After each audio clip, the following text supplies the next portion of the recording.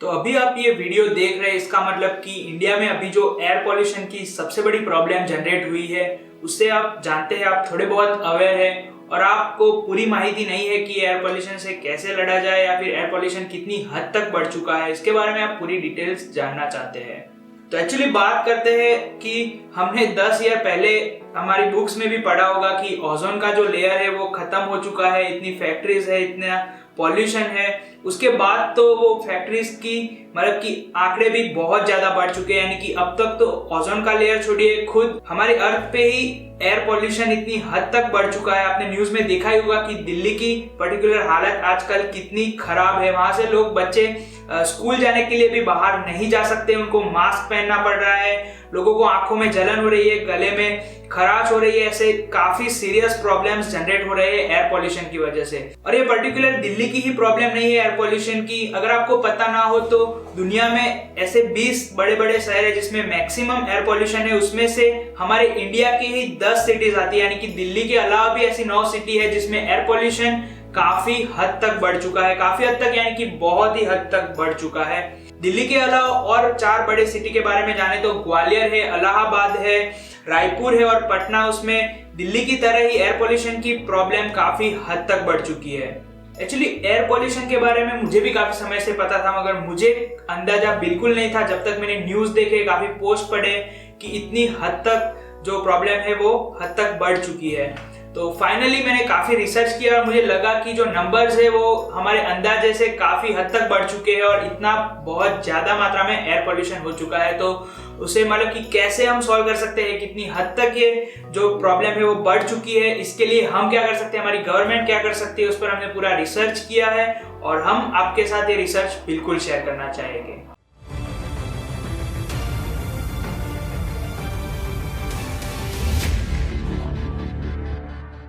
तो सबसे पहले तो बात करते हैं कि एयर पॉल्यूशन इंडिया में कितनी हद तक बढ़ चुका है।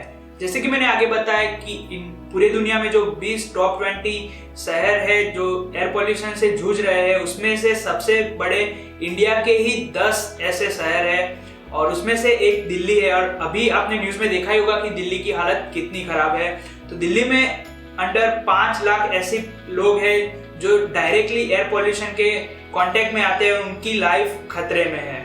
प्लस हम एक जनरल क्राइटेरिया निकाले तो एयर पॉल्यूशन में रहने वाला औसत इंसान की लाइफ 3.5 ईयर तक कम हो जाती है और दिल्ली में इतनी हद तक पॉल्यूशन बढ़ चुकी है कि दिल्ली में रहने वाला एक इंसान जिसकी लाइफ हेल्दी लाइफ से 6.5 ईयर तक कम हो जाएगी। तो इतनी हद तक एयर पॉल्यूशन बढ़ चुकी है। और यूएसए की organisation for economic corporation and development के तहत 2060 तक पूरी दुनिया में जो एयर पॉल्यूशन से जो नुकसान होने वाला है वो है 135 लाख करोड़ रुपए, जो इंडिया की एक ईयर की जीडीपी से भी ज्यादा है। और ये नुकसान हमें हो सकता है बीमारी की वजह से, छुट्टियों की वजह से और खेतों में हो रहे कम प्रोडक्शन की वजह से। और चाइना, रशिया और इंडिया जैसे कंट्री में एयर पॉल्यूशन का प्रॉब्लम सबसे ज्यादा हद तक होने वाला है। और पर्टिकुलरली चाइना और इंडिया में जो 2060 तक जो डेथ होने वाली है एयर पॉल्यूशन की वजह से, वो टॉप में रहेगी। तो इतनी हद तक एयर पॉल्यूशन से हालत खराब क्यों हुई और पर्टिकुलर एयर पॉल्यूशन किस वजह से होता है।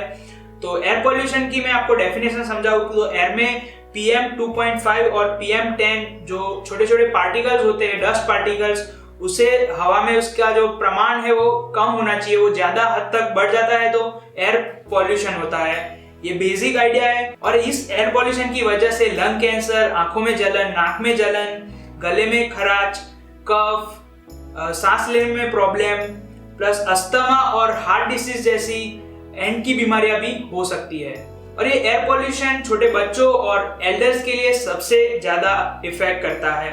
और एयर पॉल्यूशन की हम बात करें तो यूएसए गवर्नमेंट ने जो इंडेक्स तय की है उसकी वजह से जो PM 2.5 और PM 10 की जो मात्रा होनी चाहिए हवा में वो 50 से कम होनी चाहिए। तो एयर एकदम फ्रेश है, अगर उससे ज्यादा रही तो धीरे धीरे वो हमारे लिए बिल्कुल भी रहने लायक नहीं है।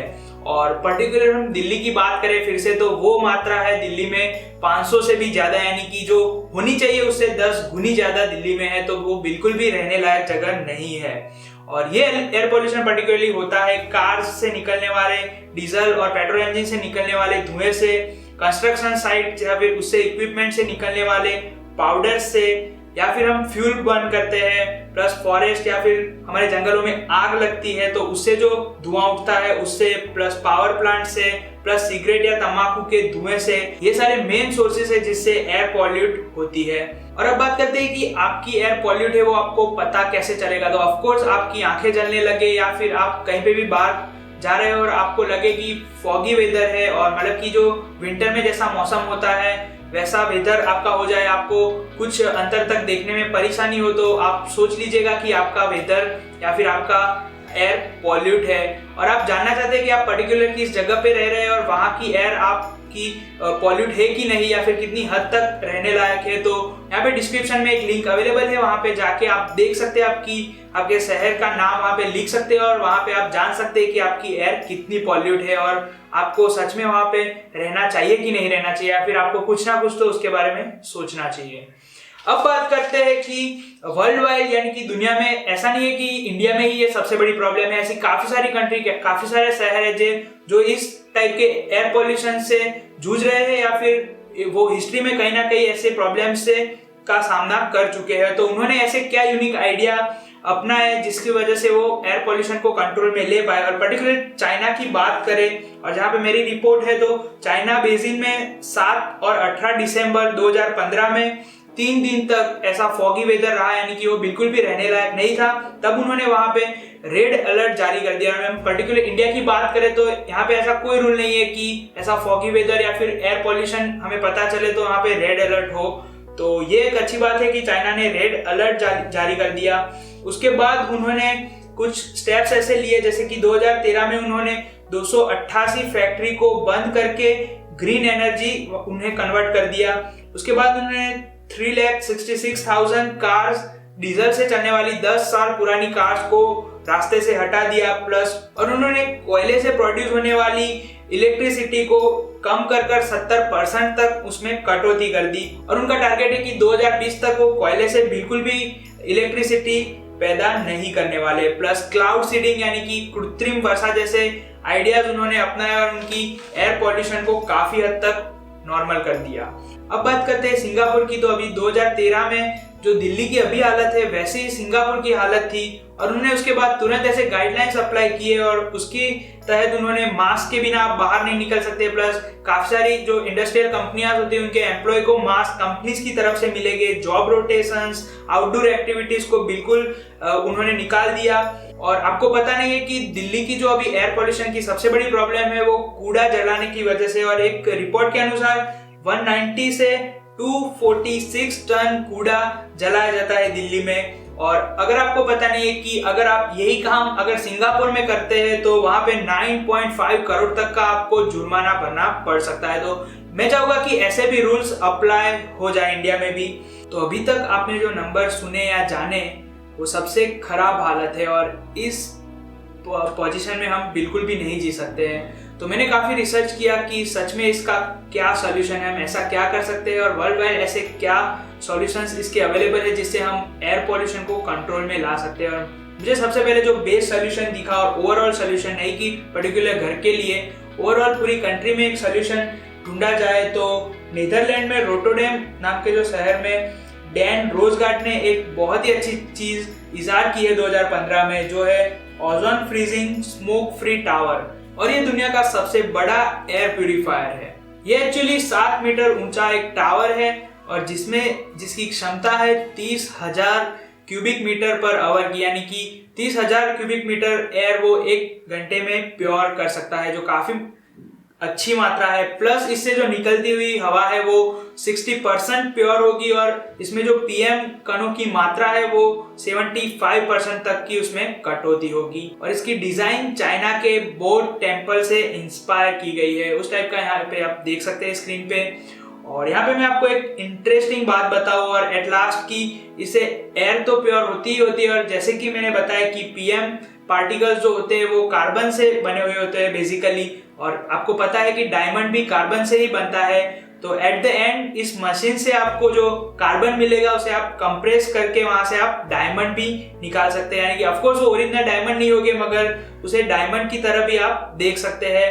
और इस मशीन को आप कहीं पे भी ले जा सकते हैं, शिफ्ट कर सकते हैं। इसके जो पुर्जे हैं वो पूरे आप कहीं पे भी कोई भी सिटी में ले जा सकते हैं। और इस मशीन को लास्ट ईयर चाइना में एक टेक फेयर में शोकेस किया गया था और चाइना में ऐसी काफी सारी मशीन्स खरीदने की भी प्लानिंग चल गई है। और इस मशीन की अभी प्राइसिंग तो तय नहीं की गई है, मगर ये 11 लाख से 83 लाख तक भी वेरी कर सकती है। तो ऑफ कोर्स मैं चाहूंगा कि इंडिया में ऐसी काफी सारी मशीन्स हमें एयर प्योरीफाई करके दे। और मैं बिल्कुल चाहूंगा कि इंडिया की गवर्नमेंट भी इस मशीन्स के बारे में सोचे और इसे बाय करने की बिल्कुल भी प्लानिंग करे। और मैं चाहूंगा कि आप भी इस वीडियो को ज्यादा से ज्यादा शेयर करें ताकि हम इस चीज को, इस इंफॉर्मेशन को ज्यादा से ज्यादा लोगों तक पहुंचा सके। और अब बात करते हैं कि हम खुद क्या कर सकते हैं। ऑफ कोर्स ये तो गवर्नमेंट को करने की बात थी, अब अगर हम इतने साल तक गवर्नमेंट के भरोसे बैठ तो नहीं सकते हैं, क्योंकि अभी तो हालत दिल्ली की बहुत खराब हो चुकी है। और आप दिल्ली में नहीं भी है तो ऐसा मत सोचिए कि ये मॉन्स्टर, ये राक्षस आपके तहत नहीं पहुंच सकता है। और ऐसा भी हो सकता है कि आपकी एयर भी दिल्ली की जितनी प्रदूषित ना हो, मगर काफी हद तक भी पॉल्यूटेड हो सकती है। तो आप खुद के घर में, खुद की फैमिली के लिए और खुद के रिलेटिव्स के लिए क्या कर सकते हैं। तो मेरे पास और भी कुछ सॉल्यूशंस हैं। तो एयर पोल्यूशन को रोकने के लिए सबसे पहला उपाय है कि आप डिस्पोजेबल मास्क खरीदें, और पर्टिकुलर काफी सारे डिस्पोजेबल मास्क अवेलेबल है। तो हमने लिंक डिस्क्रिप्शन में दे रखी है कि पर्टिकुलर कौन से प्राइस रेंज में कौन सा आपको डिस्पोजेबल मास्क सही रहेगा। तो आप बिल्कुल भी डिस्क्रिप्शन चेक कीजिएगा। उसके बाद का सॉल्यूशन है वो है एयर प्यूरीफायर। और ऑफ कोर्स सारे लोग एयर प्यूरीफायर अफोर्ड नहीं कर पाते, तो ऑफ कोर्स आप डिस्पोजेबल मास्क यूज कीजिए। अगर एयर प्यूरीफायर आप खरीदना चाहते हैं तो उसकी भी हमने लिंक डिस्क्रिप्शन में दे रखी है। और अलग अलग कैटेगरी में अलग अलग आपको मतलब कि होम के लिए, कार के लिए अलग अलग एयर प्यूरीफायर मिल जाते हैं हर एक प्राइसिंग कैटेगरी में। और इसके अलावा एक सोल्यूशन है कि एयर आयोनाइजर बल्ब, और इसे छोटी जगह में यूज किया जाता है एयर पॉल्यूशन को रोकने के लिए। प्लस मैं और भी एक सॉल्यूशन देना चाहूँ कि आप रात को ज्यादा बाहर मत निकलिए, क्योंकि दिन में एयर पोल्यूशन कम होता है मगर रात को एयर पोल्यूशन ज्यादा होता है। और उसी तरह की बात करें कि सर्दी में गर्मी से ज्यादा एयर पोल्यूशन होता है, क्योंकि जो पीएम पार्टिकल्स होते हैं वो हमारी नीचे की सतह में जल्दी आता है ठंडी और रात के समय में। और तीसरा, लास्ट और सबसे मोस्ट अफोर्डेबल सॉल्यूशन ये है कि आप घर में प्लांट्स उगाइए। आपको पता है कि प्लांट्स CO2 जैसे जहरीले गैसों को इनहेल करता है और आपको प्योर ऑक्सीजन देता है। तो यहाँ पे मेरे पास कुछ लिस्ट है कि कौन से प्लांट्स आपको खरीदने चाहिए। तो विपिंग फिंग है, पीस लिली है, डेविल्स ईव है, प्लस फ्लेमिंग फ्लावर है। ऐसे कुछ फ्लावर्स है जो आपको मैक्सिमम अमाउंट में ऑक्सीजन देंगे और आपकी एयर को पॉल्यूट होने से बचाएंगे। और एक रिपोर्ट के अनुसार आप अगर ये प्लांट्स को रखते हैं, यानी कि एक घर में आप 5-6 बड़े गमलों में ऐसे प्लांट्स रखते हैं, तो आपकी हवा 50% तक प्योर रहेगी। और यहाँ पे एट द एंड में आपको कुछ बताना चाहूंगा कि आप भी जानते हैं, मैं भी जानता हूँ, और इंडिया भी ऐसा सपना लेकर ही चलता है कि हम एट अ टाइम एक सुपर पावर बनेंगे, मगर काफी सच्चाइयों को हम अनदेखा कर देते हैं कि इतना एयर पोल्यूशन है, कंट्री की ये हालत है, और उसको हम साइड में रखते हैं। कई लोग इस सारे प्रॉब्लम्स को जानना नहीं चाहते, कुछ लोग जानते हैं फिर भी उस पर कुछ एक्शन नहीं लेते। तो मैं यहाँ पे कहना चाहूंगा कि हमारे कंट्री में 10 साल से छोटे बच्चों की संख्या है 27 करोड़, यानी कि 27 करोड़ ऐसी